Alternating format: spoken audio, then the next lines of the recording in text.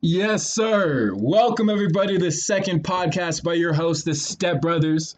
I'm Xavier Turner. I'm Parker Landek, and man, I am so pumped to be here right now with y'all. First off, I want to thank you guys for showing some love last week and checking us out. Really hope you guys like that. Living 5 hours apart, it makes it pretty difficult for us to do this, but X woke up at 5 a.m. this morning just to drive here and so we could get this up for y'all. So please show some love and tap in when we get this thing uploaded. Like Parker said, the Table Talk Pod is here in Pullman, Washington, and we're looking ahead to the Jets versus Seahawks game coming up this weekend. Coming off a tough loss to the 5-7 Giants, the Hawks should be motivated against this winless Jets team, and we're both super excited about this game. Yeah, for sure. I mean, I think this is an important game for the Seahawks offense to come out and do something against the really depleted Jets secondary, who's starting. They're starting three rookies right now. Ooh, that's tough in the NFL, man. One of them's undrafted.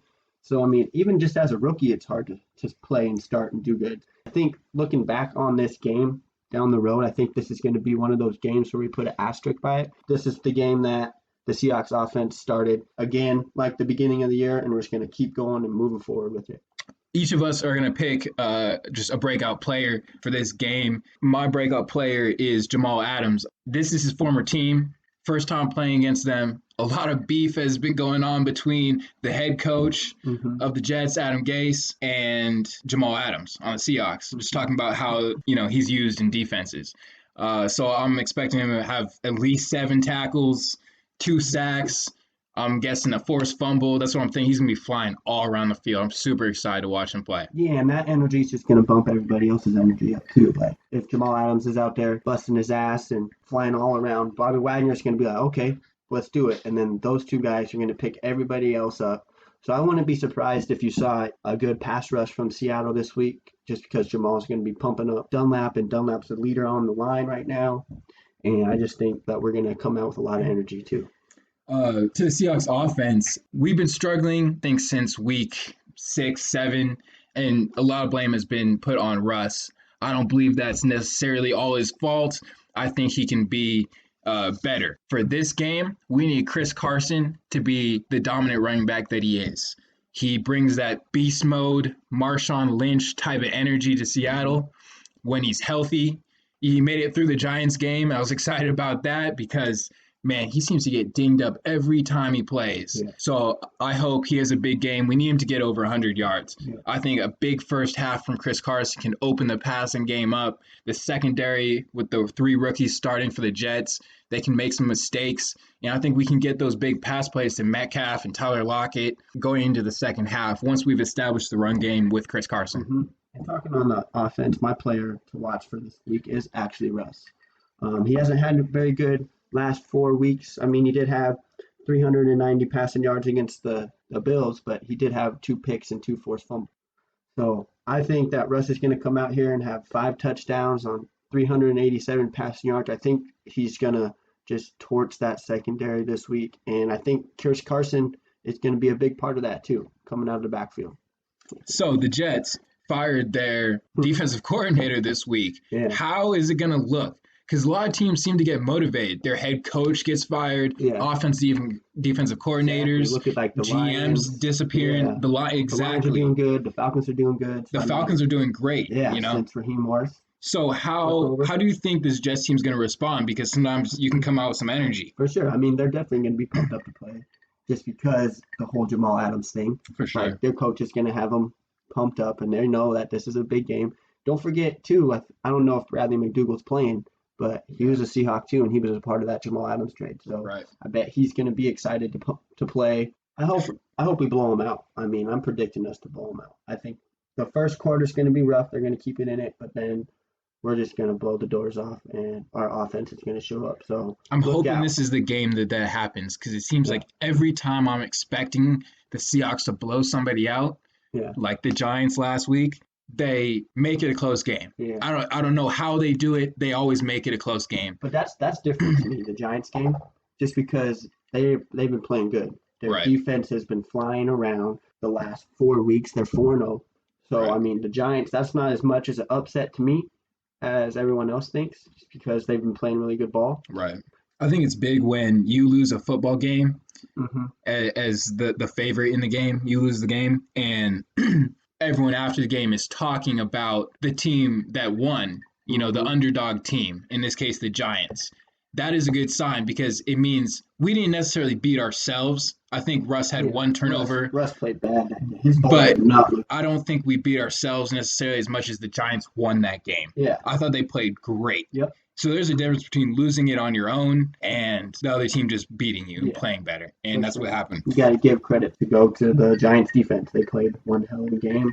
I mean, our defense played solid too. We just didn't make enough plays to win that game. A key matchup for me in this game is the Seahawks wide receivers versus the Jets depleted secondary. For sure. They got 3 rookies starting, like we said earlier, and DK Metcalf leads the NFL in receiving yards. DK has 9 touchdown catches, and Lockett has 8. I'm predicting that both of those guys are going to go off. To me, that's the key of the game is getting them the ball and making that secondary look like they're starting 3 rookies. That's the key to the game. We got to get them the ball and look for David Moore too to have a big game. I was going to say David Moore. He's a great third option. Yep. Third option. Look for him to have a really big game and go for some yards this game. And even Chris Carson out of the backfield. Everybody's focused on the secondary. And when that happens, watch out for the underneath. And Chris Carson's going to catch some passes and do what he does when he gets the ball in some space. Tyler Lockett has more receptions than DK Metcalf this year. Mm-hmm.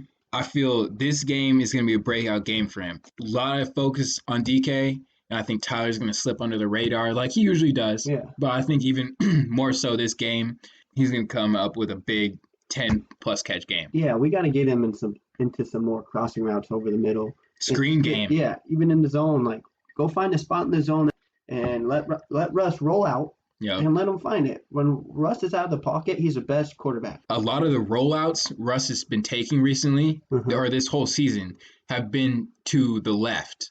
Yeah. Whereas before, his first 2 years, they mainly had him roll out to the right. He feels more comfortable going that way. And I think defensive have figured that out a little bit. Yeah. And they're forcing him to go left. And it's been changing up their whole game plan. Yeah. We still got to find Tyler in the pocket in the zone. Get him the ball and let him go do what he does. He's a top-notch receiver. He's got great hands and he ain't scared. He's ruthless coming across the middle. It's fun to watch. From our Legion of Boom days, we always pressed up on receivers. We were always up in the grill. Richard Sherman, just, as soon as the ball was snapped, 2 hands were on their chest. Yeah. Break teams timing up. I thought it was a great move. This past 3 years, we've seemed to sag off, especially on the far outside receiver. And it seems like we give up a lot of yards with some quick out passes. And I feel like our press up defense was what really messed teams up, and the timing of it. Football is all about timing. And 100%, especially Carson Wentz, a guy that catches the ball and then has to read the defense. Yeah. Timing's everything. Recently, I've been seeing that as the Seahawks have laid off a little bit of the receivers, and I'm hoping this week we get and press up. I think that's part of the reason why our defensive line isn't as good either. I mean, look, you're allowing the quarterback and the receiver to beat on timing routes without bumping them or nothing. We're playing 7 yards off. Our pass rushers aren't able to get there. There's not enough time. Timing. So throw some of that timing off. We have some athletic cornerbacks, okay? We can't sit in a zone. We're not good in a zone. Right. So bite the bullet and just put everyone in man with a single high, double high, however you want to do it. Dropping some linebackers. Exactly. Guys like Big Ben, notice that, get the ball out quick. It's tough to sack them. Tom Brady, Phillip Rivers, guys barely been sacked this year. Yeah. And, it's been a struggle for the Seahawks all year getting to the quarterback. And that makes perfect sense, pressing up. To end the podcast, we wanted to do this little fan interaction with you guys. Guess the song that we are playing at the beginning of each of our podcasts. We'll play something different. In the comments below, let us know your guesses on what the song name is at the beginning of our podcast. We'll play something different every time. The winner will get a shout out on the next pod. Please subscribe. Please listen. Please enjoy. This is fun for us, and I hope it's fun for you guys to listen. Interact with us. We love you guys. Appreciate you guys for showing up for another podcast of Table Talk with your hosts, the Step Brothers. I'm Parker Landeck. And I'm Xavier Turner. Cheers. Cheers.